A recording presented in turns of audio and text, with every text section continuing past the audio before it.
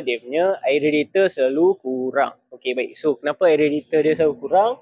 Okay guys, alright, baik. So, hari ni kita ada sebiji kereta Toyota Vios. Okey, baik. So, apa masalah kereta ni?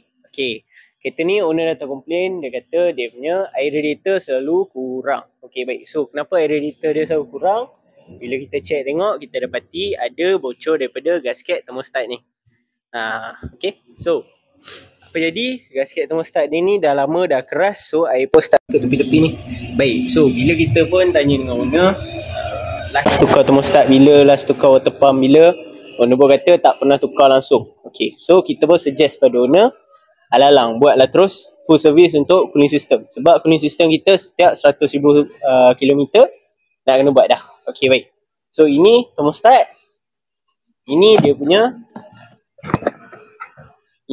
water pump. Okay, so water pump ni apa jadi, ni kalau anda nampak dia dah mula berat.